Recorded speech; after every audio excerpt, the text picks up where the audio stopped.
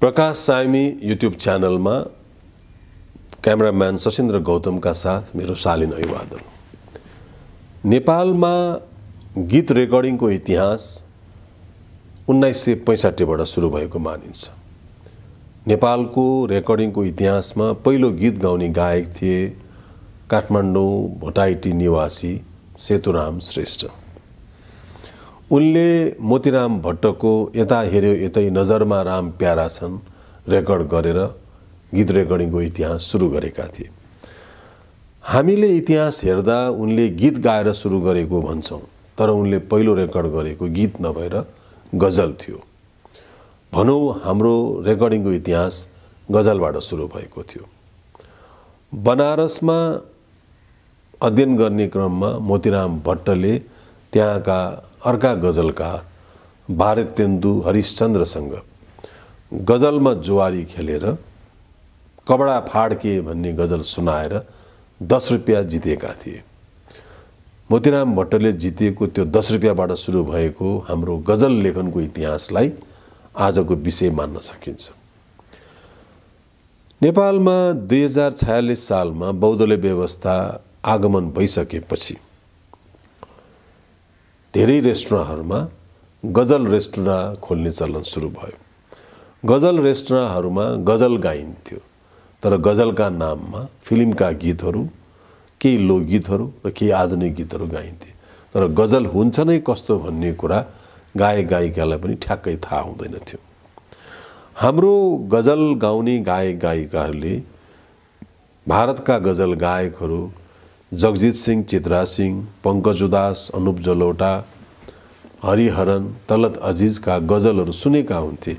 तर गजलको संरचना कस्तो हुन्छ, गजल कसरी गाइन्छ, ती कुराको मूलभूत ज्ञान खासमा गायक गायिकाहरूलाई थिएन भन्नुपर्छ। तर नेपालमा गजल कहिलेबाट आयो त? नेपालमा गजल जङ्गबहादुरको शासनकालको समयबाट आएको हुनसक्छ भन्ने कुरा गजलका पारखीहरू विज्ञहरू भन्ने गर्छन्। लखनऊ लुटका नामबाट चर्चित एउटा घटना जो हुन्छ लखनऊमा, त्यति बेला त्यहाँ वाजिद अली शाह जो त्यहाँका राजा लखेटिएपछि त्यहाँबाट भागेका रानीहरू र त्यति बेला रानी सँगसँगै नेपाल आएका कैयौँ नानीहरू, तिनको आगमन सँगसँगै नेपालमा गजल आयो भन्ने सुनिन्छ। र लखनऊका प्रसिद्ध गजल गायिका वा भनौँ त्यति बेलाका उत्कृष्ट दर्जाका सुन्दरी, जसले वेश्यावृत्ति अपनाएको वा वेश्यालाई चलाएको पनि आरोप लगाइन्छ, उमराव जानले आफ्नो कथा मैं उमराव जान हुँ भन्नेमा अन्तिम पृष्ठमा उनले नेपाल जाँदै गरेको कुरा लेखेकी छिन्। उमराव जान आफै पनि गजल गाउने र गजल रचना गर्ने व्यक्ति थिए र उनको आगमनसँगै नेपालमा हिन्दी उर्दू गजलको आगमन भएको हो भन्न सकिन्छ।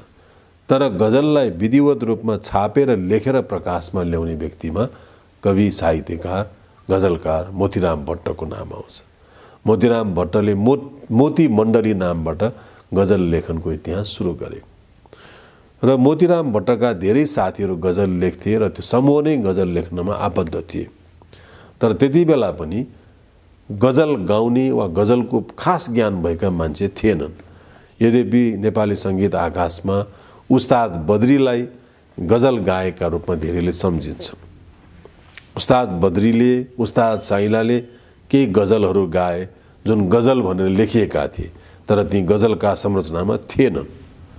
उस्ताद बद्रीले क्याप्टेन बालकृष्ण शमशेरको रचनामा गाएको गजल जुन निकै चर्चा, बिन्ती नछेड छाती गजलको रूपमा लिइन्छ। र यी गजलहरूको इतिहास छिटपुट रूपमा हुँदै गर्दै अघि बढ्दै गर्दा रेडियो नेपालको स्थापना भयो 2007 सालमा, जुन रेडियो नेपाल अहिले नेपाल टेलिभिजनसँग गाभिएर पब्लिक ब्रोडकास्टिङ सर्भिसको रूपमा रूपान्तरण भएको छ। तर रेडियो नेपालको सुरुवात हुँदाखेरि रेडियो नेपालमा आएर अभ्यास गर्ने गाउने प्राय कलाकारले त्यति बेला हिन्दीका प्रसिद्ध छोटा खयाल, ठुमरी गाएर प्रस्तुत गर्थे।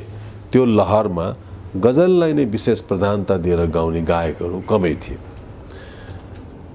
नेपालमा गजलको लेखन आउँदै गर्दा गर्दै नै भारतमा प्रसिद्ध गजलकारहरूको निकै ठुलो शक्तिशाली उदय भयो। पहिलेदेखि नै उर्दूमा चर्चित गजलकारहरू मिर्जा गालिब, मोमिन खाँ वा दाग यस्ता गजलकारहरूको युगपछि अनि गजलको क्यासेटहरू बजारमा आउन थाले। धेरै समयपछि जगजित सिंह, चित्रा सिंहले कतिल सिपाही, सुदर्शन फाकिर, निदा फाजलीका गजलहरू गाउन थाले। उता पाकिस्तानमा पहिलेदेखि नै गजलको परम्परा निरन्तर सुरु हुँदै आएको थियो। शहनशाह गजल मेहदी हसनको तर्फबाट मेहदी हसनले पुराना गजलकारहरूका गजलहरू खोजेर विशेष गरेर उनले दाग, गालिब अनि पुराना गजलकारमा मोमिनका गजलहरू उनले गाउन थाले।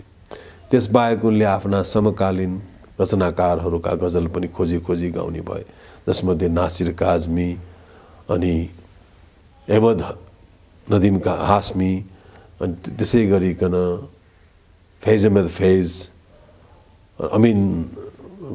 अमीन रुसानी अनि यी सबै गजलकारहरूको गजललाई मेहदी हसनले सङ्कलन गर्दै गाउँदै उनले गजललाई लोकप्रिय बनाए। मेहदी हसन गजलमा आउनुको कारणले गर्दा गजलको सङ्गीत कस्तो हुनुपर्छ वा गजलको सङ्गीतको रचना कस्तो हुनुपर्छ त्यो कुराको एउटा वैज्ञानिक विकास सुरु भयो। मेहदी हसनले गजलमा भरिसक्य इलेक्ट्रोनिक बाजाहरूलाई प्रविष्टि दिनु हुँदैन भन्ने धारणा बनाए र मेहदी हसनलाई पछ्याउँदै पाकिस्तानका फरिदा खानम, गुलाम अलीहरू गजलमा आबद्ध भए। मेहदी हसनले सलिम कौसर, त्यसै गरी तस्लिम फाजली, परवीन शकीर जस्ता गजलकारहरूको गजल गाए र उनले भारतकै प्रसिद्ध गजलकारहरूको गजल पनि खोजेर गाए। गालिबका गजलहरूलाई त उनले पुनरुक्ति नै दिए र हिन्दुस्तानका अन्तिम राजा बहादुर शाह जफरको बात करनी है मुझे जस्ता गजल पनि गाए।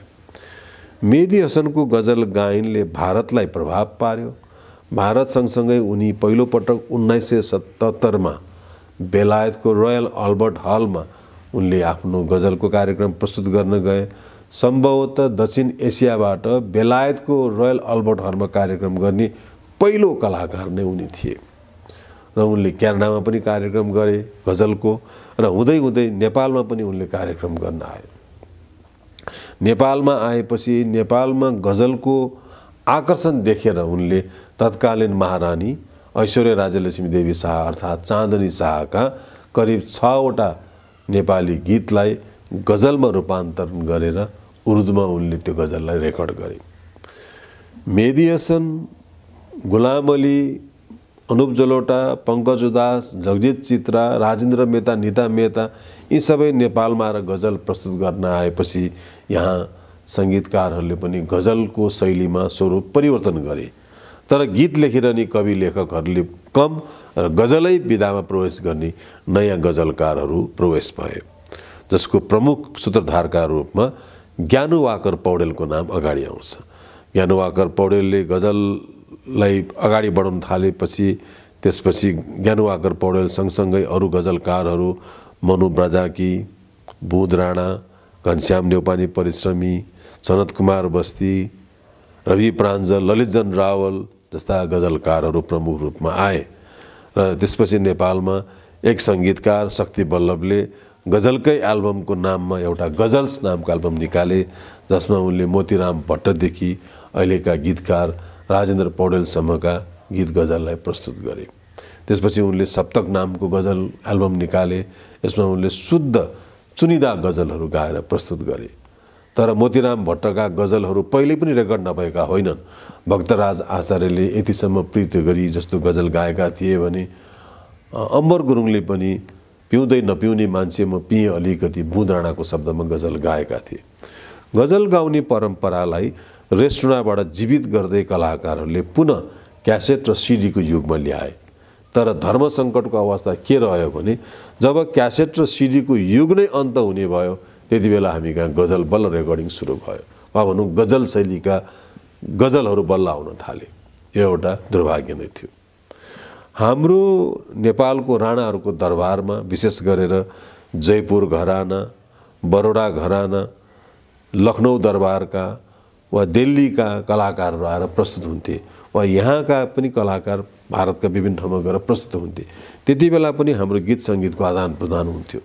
वीरगन्जमा हाम्रो ठुलो शास्त्रीय सङ्गीत सम्मेलन भएको थियो। तर त्यसो भइकन पनि हामी गजलमा भारत वा पाकिस्तान सँगसँगै अगाडि बढ्न सकेनौँ। हाम्रो कुनै एल्बम गजलै प्रधान भनेर निक्लिन सकेन र त्यस्तो बेला पनि हाम्रो रेस्टुरेन्ट होटलमा गाउने गायकहरूले गजलका लागि काम चाहिँ गरिरहे। अब गजलको लागि विभिन्न किसिमका अरू आयामहरू सुरु भएका छन्। काव्य मुसायरा सुरु भएको छ महफिल नामबाट।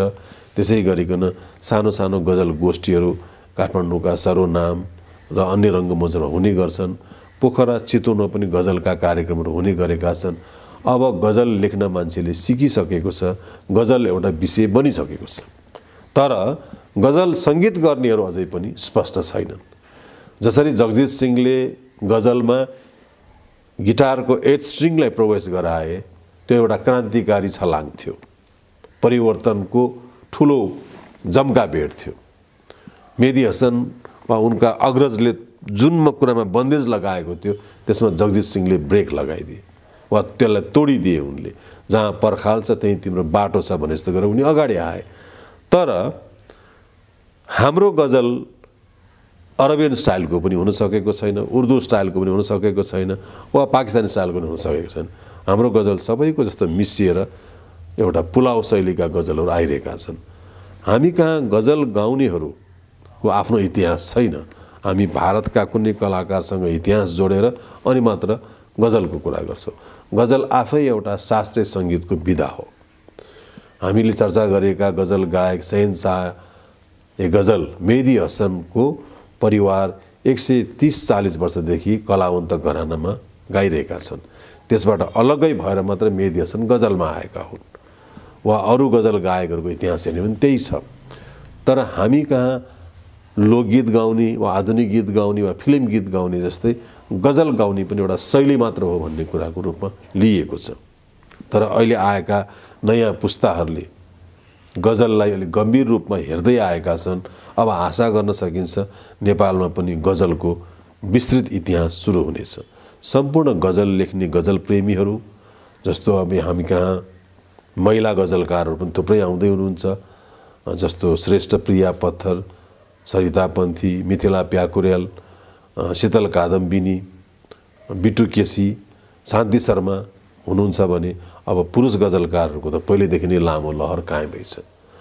अनि गजल भनेको गीतको विवादमा वा गीतको विपक्षमा आएको विधा होइन। गजलको आफ्नै इतिहास छ। जसरी मैले अघि भने सेतुराम श्रेष्ठले पहिलो गजल गाएर सुरु गरेको इतिहास जस्तै विश्वमा धेरै गजल गायकले गजल नै गाएर आफ्नो इतिहास सुरु गरेका छन्। गजललाई सम्मान र प्रेम गर्दै हाम्रो नेपाली गजलको पनि उत्थान गरौँ, यही कामना गर्दै म गजल लेखन प्रेमीहरूलाई हार्दिक शुभकामना व्यक्त गर्दछु।